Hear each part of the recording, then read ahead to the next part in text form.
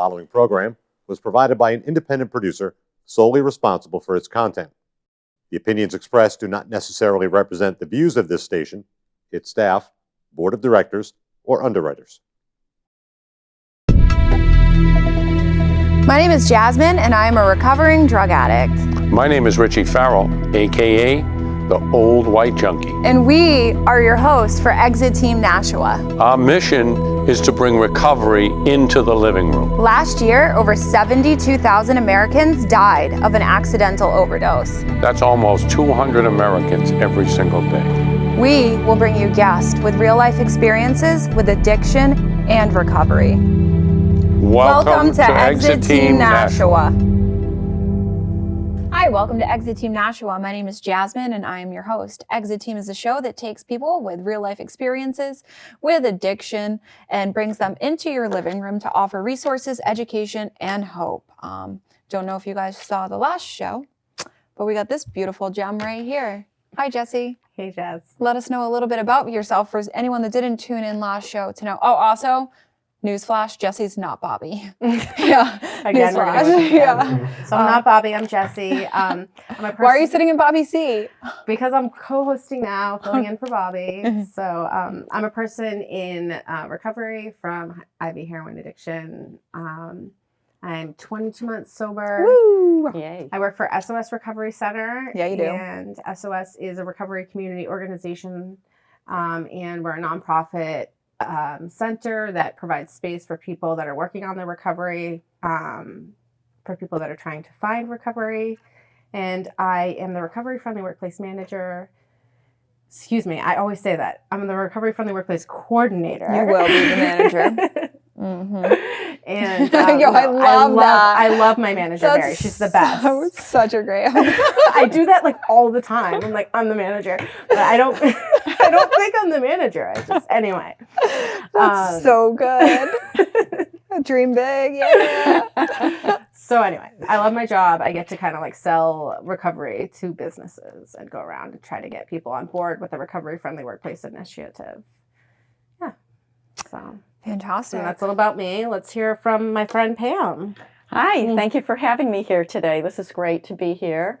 I'm here because I lost my son to substance use disorder and suicide on January 1st of 2018. However, before that all happened, what happened was he started using marijuana, smoking, and drinking in his early teens, and he did not get along with his foster father, who later became his adoptive father, and we had a lot of transitions in our life. There were a lot of losses, a lot of broken connections. And as you know, broken connections can affect somebody who had a lot of broken connections early on in life. And he did have that. He was a foster child, lived with the grandparents for a while once he and his sister were taken out of foster care, and then came to live at my household with my husband and my other kids. How old was he, Pam? When he came to my house, he was just about 2 years old. Okay, he was just shy of 2. And his sister was... He had just turned 3. Okay, so they were brother and sister biological, Yes. and you adopted both of them. 6 years later, they were adoptable, but the parents were substance users. Okay. And you were foster parents. We were foster parents for quite a while. They had lost a lot of friends in high school due to suicide and substance use, and so all of this combined, along with some other things, a bad relationship with his adoptive father, all didn't really help too much. And as we know, it's adverse childhood experiences, and he dealt with a lot of trauma, and he had toxic stress, and all of those things I learned about after he died, really. So my mission has been to take the negative and turn it into something positive, and learn as much as I could. And I read voraciously and researched voraciously and just tried to know why this all happened. So Pam, more often than not, we have people on our show that are, you know, substance abusers or were substance abusers, or we have people that work for like treatment centers or resource centers. We have had a couple parents on the show, but it's not so. Thank you first of all for coming. It's an honor to have you here, and thank you for sharing with us. I want to know for our viewers, because we do have a lot of parents and loved ones that watch, and they're not the actual person that's struggling. What are some resources that were available to you to help you through all of this and turn your pain into passion and purpose? Well, I think the biggest thing that got me through it, I want to go back a bit because my son also had a horrible motorcycle accident in 2013. Mm-hmm. So what happened was he went into a rehab center for all his physical injuries, and they put him on painkillers, which I didn't question it because I trusted the medical staff. Plus, he was 28, so I really couldn't ask anything. And it was there that he became addicted to the heroin or the fentanyl, I'm not sure which, and that led to a downward spiral. That also led to him going to street drugs and eventually going to heroin and fentanyl because that was the most affordable for him coping and dealing with his pain. The resources I used, the books were very helpful, but trying to get onto websites and figure out, going to I Am a Heroin Addict or the Mom's Addict page. I just had to search around and find the right things. What helped me also, because it was a suicide, was going to suicide support groups, and I found 2 that really worked for me, and it was a good fit. And all right, so hold on. So you live in New Hampshire. yes. Are there suicide support groups readily available for people in New Hampshire that are going through similar things? Yes, you can look up Compassionate Friends, or you can look up Survivors of Suicide Loss, or you could go to NAMI, N-A-M-I, which lists all the suicide support groups. And the suicide support groups were instrumental for me, as hard as it was to go there. It really made a difference with my processing and my progress and my coping. Connecting with people that could, you know, share your pain. Yeah, just a regular grief group when you're dealing with suicide doesn't quite work. Yeah. You know, it's a whole different loss. Yeah. So, and then I also brought myself to walk through the doors at SOS Recovery in Dover, and my son had gone there a few times with his sister. And that made a big difference. I got to understand a lot more about how that all worked. So my mission since that time, my mission in life has just been to share the knowledge I gained and to help people know where the resources are. And I'm not shy about talking about it because I may not have been able to save my son, but I can help save other people's lives, and I can educate people. And it's amazing what happened when I started posting on Facebook, because people would private message me and say, this is going on in my life. And friends of friends would say, you might want to talk to Pam Chaffee because she's been through something similar. So then I would have people contacting me and giving them the resources that they might need to get through this. And if someone reaches out to you and they have someone suffering, let's say with someone in their family is an active user and the family's really suffering, what do you give them for like guidance or education, or like where do you guide them to? I share my experience. I give them some resources that they can use, and a lot of times it starts with SOS Recovery, just because that's probably the least scary for people because they can walk through the doors, and I share with them other resources and where some meetings are and names I know of, you know, I share your site, I share other sites, and just try to guide them to the right people who can help them and aid them in finding recovery centers. Have you ever thought of making your like own social media page? I have thought of that. You should.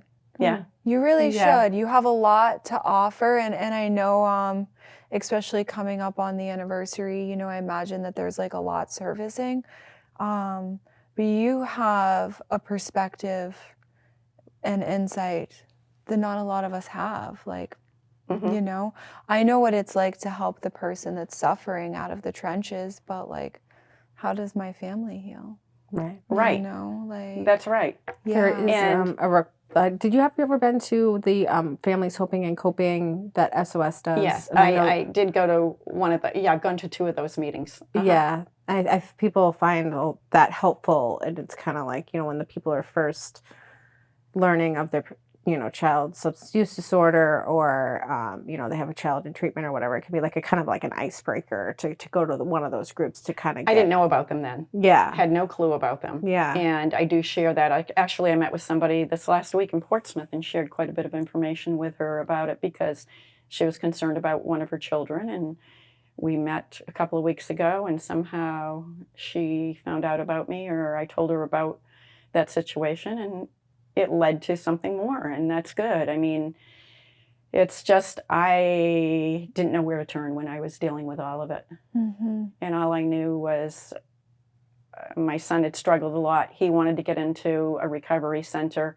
He didn't have the right insurance. There weren't beds available. I mean, it was a brick wall everywhere you turned. Mm-hmm. And it was very frustrating. And I didn't realize how dreadful those drugs were until I read books like Dreamland and a lot of other ones, Dope Sick, and there's one I'm reading is The Unbroken Brain right now, which is incredible. But there are a lot of great books out there, but not everybody's a reader, so it's important to find other avenues. Audible. Audible. You can Yes. get them all on Audible. That's true. That's I am true. such a nerd. So like what I do is I have television, but I don't watch TV. And so I will just all the time, if you come over my house, the only thing that's like ever playing is like YouTube. YouTube, like documentaries on addiction and listening to different medical directors and like learning because like I myself as an individual in recovery and as a recovery advocate have grown a lot and like expanded a lot over the last couple of years.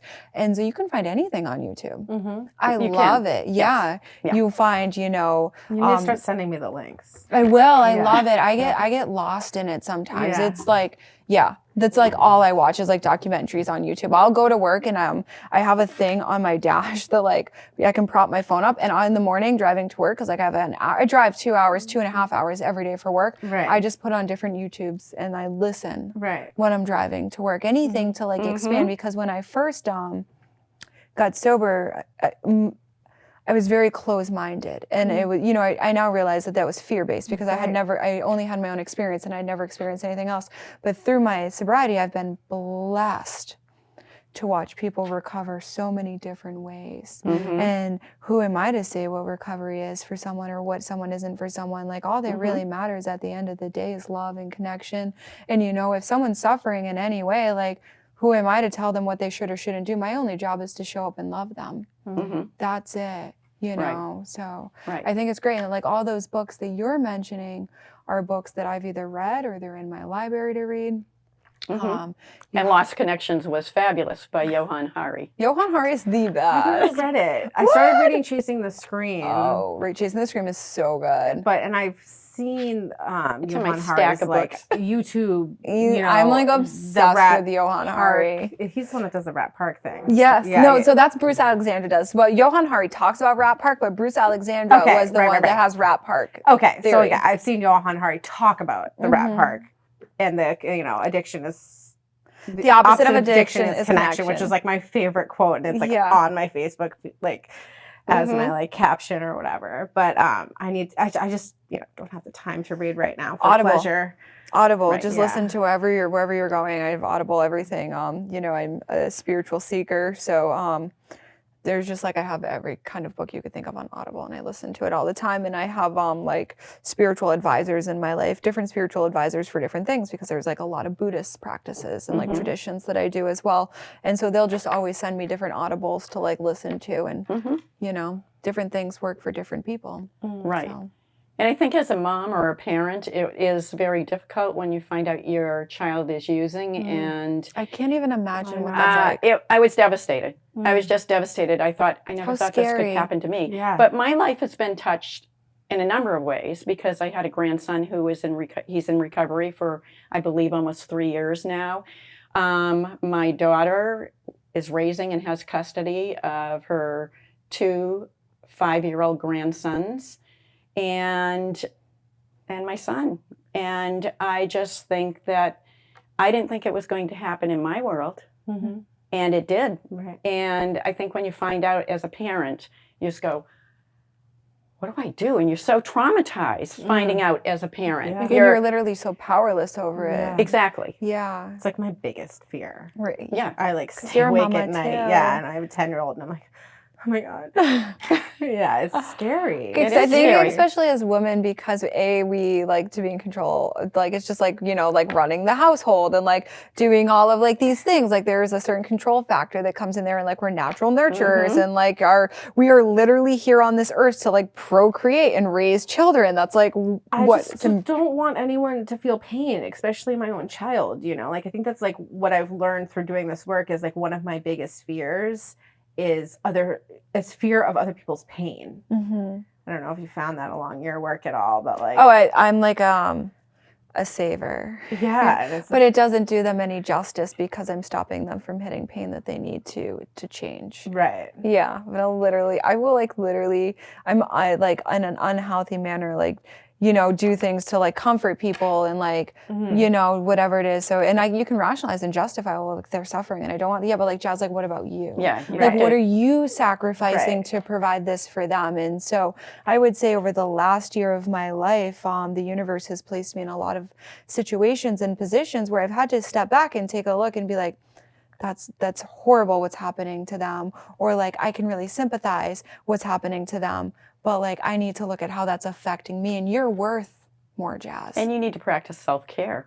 I mean, what is that? you have to do it. What is that? Taking time for you. Yeah. And Tom, the previous guest, said balance. Jesse and I are like, oh. Well, you two are you're in a whole different world, but yeah, you do have to find the balance one way or the other. And no matter how limited the time is, you have to find time for you and find that inner peace, because you're not functioning at that level where there's some balance, and everybody's going to suffer. I mean, that's what I've learned in life. Yeah, So, definitely. Yeah, yeah. if we're not taking care of us, then we can't take care of anybody. So. Yeah. And could I just say this? I mean, I have a group of people that I've worked with, and we do, we want to talk at high schools, and we want to be there so we can educate young people and speak out about it. So It's more reason, Pam, that you need that Facebook page. yeah, you're right. You need a Facebook page, and Jesse happens to have a Facebook page, and I happen to have a Facebook page. So I know you got yours. some women that can help you get a Facebook page. I think And we could also do some digital marketing and some social media marketing, and I bet you that Jesse and I would love to help you promote those That would be speaking wonderful. commitments. Yeah, I'm because I speaking think for her. Sorry. if we can reach young people, Yeah. then that may save some lives. And if they can communicate to other people, it's all in spreading the word and reducing the stigma, reducing the shame. I couldn't even talk about it when it happened to me, and when I found out Ken was using. And I honestly watched a change in him, and I watched the isolation, and I didn't know he disconnected from other people. I just thought it was a mom-son thing. And I saw the rants and the text rants, and I saw the rage and the anger, and that's so hard for a parent to deal with. I mean, you're going, who is this person? Right, you're mad at them, but you want to help them. Who is this person? I don't know who they are. Right. I mean, and then I had to be careful, not give money, not enable. But yes, having a website would probably be very helpful, because it's my passion at this point. I just think you're so amazing. Oh, thank you.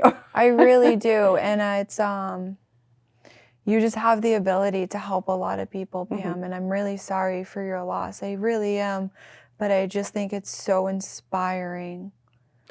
It gives me energy, it gives me strength, and it's been very therapeutic for me too. Yeah. As I think I've discussed with each of you, it has been therapeutic, and I wouldn't go back and do it any differently. As far as, the after January 1st of 2018, of course, that first year was not pleasant at all, but I just looked at it as I have to do something positive. have to change this Well, I in whatever way I can. Jesse and I are pretty plugged in to, you know, like being outlets in the recovery community and Oh, of just course like you being are. at all these different things, but we see you at all of them. Yeah, So definitely. even though you're not a person in recovery with us, like you're one of our sisters. Yeah. You know? It's a big part of my life is Yeah. being there and Yeah. spreading the word. You're yeah. usually speaking at every event that we are. Right. Definitely. And we met well, you and I met under different circumstances, but you and I met because we spoke at the same event. Yeah. Well, Yeah. and we might, And- at SOS, but Yeah. we think we were talking about 10,000 candles. Yeah. 10,000 candles. That was a great event. It was. I an event. loved Oh my gosh. 10,000 candles. It was Yeah. such a moving event. Mhm. And They the did people really good. who went TJ there. and Matt did such a They're good job. so great. They Okay. just got designated as a recovery-friendly workplace. They did. Did they? Yeah. Yay. Oh, I love that. Do you have? I made them. I was like, you guys are doing this. They're great. I love them. We should all go visit them. We should. Yes. We should secretly FaceTime them after. I Hey, we're love talking them. about you. Yeah. Oh, so anyone watching, follow Recovery Dia too, by the way. Follow Yeah. their Facebook page. They're doing amazing things. They're out there in the community. They're doing whatever they can to help people. They're non-judgmental, whatever they can do to support people. You know, they believe that the opposite of addiction is connection. They're huge Johan Hari they've fans. met him, haven't they? Yes, Yeah. he did some videos for them to Yeah. promote 10,000 Right, he candles. did. Yes. Yeah. So Super cool. if you're looking for any resources or you just want to follow some really cool people, Yeah, follow them. for sure. Absolutely. Definitely. So what is your life like today? Because that's like, you know, I know that like we talked about like what it was like, you know, when Ken like first when he was growing up and the traumas that he went through and you know then he you know had his accident and then you could tell that he was becoming addicted to heroin and then he took his life about a year ago. What goes on in your family now today? How do you guys cope? What do you guys do as a family? Well, we had Thanksgiving together. The first year I tried to change things up. I didn't want to do the holidays the same way because I knew that it would be a trigger for me. So I did something totally different and with different family members. And but so yes, we get together as a family. It's hard because I have 2 out-of-state sons and one out-of-state daughter and one in the same community I live in. So we try to get together when we can, and it's you know, everything isn't focused around the loss of Ken anymore. Right. It's just living and enjoying life. And one of I my think that's daughters, amazing. one of my daughters has taken up felting and does recovery dolls now. Oh, So really? yeah, That's so she made a awesome. likeness of Ken and Oh. brought him to Thanksgiving. No, really? They're I'd like a love to foot see a it. foot high. Yeah. So yeah, so When you have your Facebook page, you can promote her stuff on that. So but so a lot of my time is spent going on Facebook and following different things, and especially some different sites. And I Am a Heroin Addict was probably one of the most helpful sites. And then I just recently came across 2 for suicide. I lost my child to suicide, and I lost my son to suicide. And then I go to the two suicide loss groups monthly. Try to go monthly. It doesn't always work. But I think that knowing that Ken is behind all of this, and it's Ken who enabled me to do this. As much as I would like to go back and turn things around, I can't. So I have to live with it. And I think that in his honor, I mean, this is a good way to spend my time. Have you connected with Anne Marie from Angels of Addiction to get Ken's portrait painted? Oh, I've seen. Oh, I you did. have I did. to. I've seen her. Yes. Yeah, Actually, she's- isn't she at Courier Museum right now? All of them are. Yeah, she did Joey's. Yeah. Joey's picture. But you can send her his picture and she'll do it. she's so sweet Yeah. too. Uh-huh. She's so nice. Yeah. Yeah. I did talk to her at. I think it was SOS Recovery. I met her there's a meeting called Mercy Street in Plastow, and it's for people that are touched by addiction or people that have lost somebody to addiction. So I started going there after I lost Joey, and for those who don't know, Joey's my boyfriend that passed away about 3 years ago to overdose. But I went there, and Anne Marie lost her daughter, I think it was about 4 years ago. Actually, today is her birthday. Her daughter's name's Jackie, and it's her birthday today. So that's where Angels of Addiction started, and I think she's done over like 300 portraits or lot. something, which is just crazy. Goosebumps. I know, it's crazy. But Yeah. you got to get Ken's picture to her. Yeah. That would be awesome. Yeah. Definitely. Oh, yeah. It's really cool because Ken still lives on too. He does. Through like all the work that you do and all the people that you get to help, you know. Oh, yeah. And you get to help like a lot of different people too. Because I remember it's a couple weeks ago now. We went on a commitment together, and when you were up there speaking, I just want you to know you helped me. Really? Yeah, and you were up there speaking, and like I was putting myself in the perspective of being a parent, and like I was so moved, and I was like, "Oh my God, Pam's so powerful."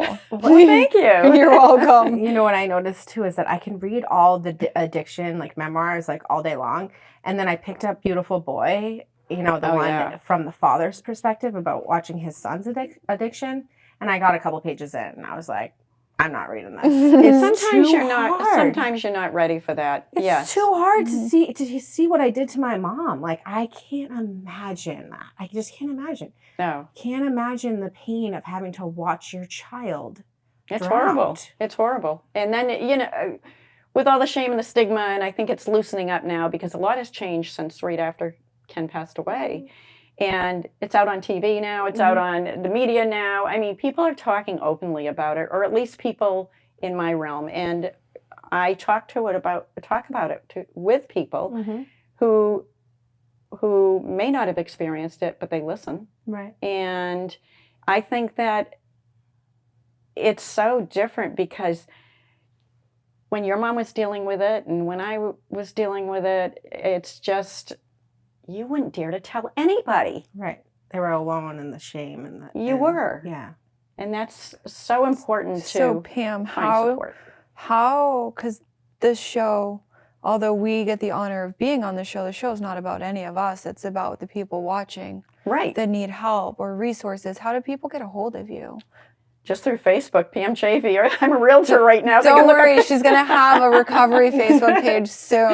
That was at your segue. Yeah. We'll help you set it up if you need help. Okay. Yeah. So they can find you on Facebook. They can find me on Facebook. And I- just message you a message in Messenger? Yeah, they can do Okay, that. all So, right. and the other thing is, the reason I say I'm a realtor, not to promote real estate, but that's how they can find me and get my Okay. contact information right now. Okay. Because I don't have a page, Okay. but I will have a page. Soon, very soon. Thank you for coming on, Pam. Thank you so much, It and was- hats off to the two of you for all the Thank work you. you do, because I know you eat, live, and breathe recovery every single day. You do, and you make a difference, Thank a huge you. difference. Thanks, man. Thanks, Pam. Love you, Pam. Thank you guys for watching. Make sure to tune in next week. If you haven't, please go to our Facebook page. I am a heroin addict, and go ahead and give it a like. Thank you.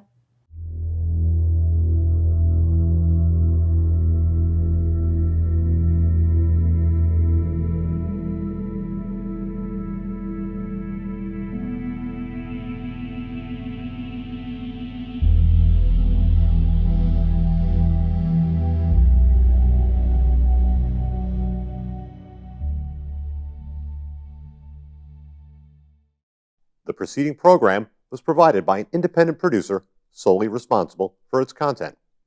The opinions expressed do not necessarily represent the views of this station, its staff, board of directors, or underwriters.